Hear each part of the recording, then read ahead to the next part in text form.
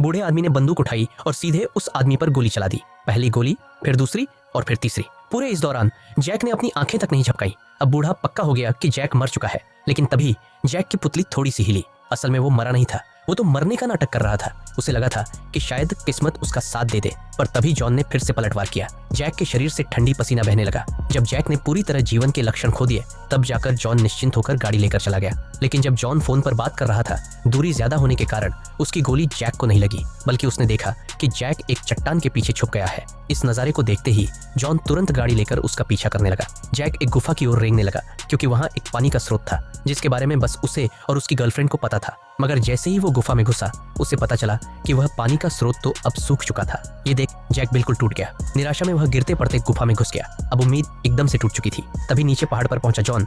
उसने माइक से उसे धमकाना शुरू किया। दोनों का ये खेल सुबह से लेकर रात तक चलता रहा, लेकिन फिर गुफा में बैठे जैक को पानी की बूंदों की आवाज सुनाई दी। असल में दिन रात के तापमान के फर्क से वहाँ एक छोटा सा जलकुंड बन गया था। जैक तुरंत उस पानी के पास गया और खूब सारा पानी पी लिया। पानी से ताकत मिलने के बाद रात के अंधेरे का फायदा उठाकर जैक गुफा से बाहर निकला और एक चट्टान के पीछे छिप गया। जब जॉन पेशाब कर रहा था, तभी जैक चुपचाप उसकी कार के पास गया और उसमें से एक गर्म कपड़ा लेकर कार के अंदर जा छिपा। लेकिन जब जॉन वापस आया तो उसे कार का दरवाजा थोड़ा खुला मिला। उसने तुरंत समझ लिया कि जैक कार के पीछे छिपा है। जॉन तुरंत कार पर चढ़ा और उसे पीछे ले गया। शुक्र था कि कार का चेसिस थोड़ा ऊंचा था, इसलिए जैक किसी तरह बच गया। लेकिन अब जैक पूरी तरह जॉन की नजरों में आ चुका था। जॉन ने फिर से कार चलाकर जैक को कुचलने की कोशिश की, मगर जैक तेजी से उठा और चट्टान के पीछे छिप गया। जैक को खत्म करने के लिए जॉन ने डायनामाइट जला दिया और जैक की ओर फेंक दिया। जैक डर से इधर उधर भागने लगा। एक बार तो वो बच गया, मगर जॉन के पास बारूद बहुत था। बम से उड़ा जैक इधर उधर जा गिरा। उसका शरीर जख्मी हो गया। बूढ़ा आदमी पागल हंसी हंसने लगा, मगर ये सब खत्म नहीं हुआ था। अब उसने स्नाइपर उठा ली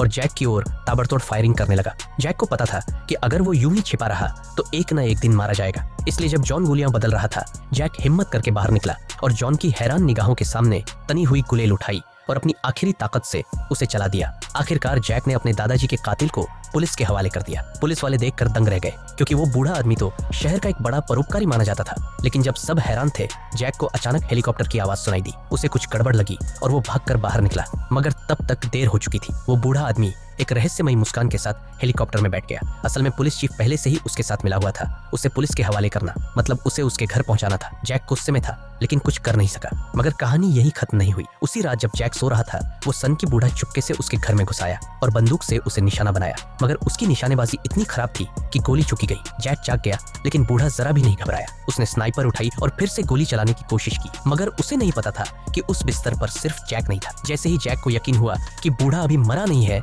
उसने गिरी हुई पिस्तौल उठाई और उसे आखिरी गोली मार दी।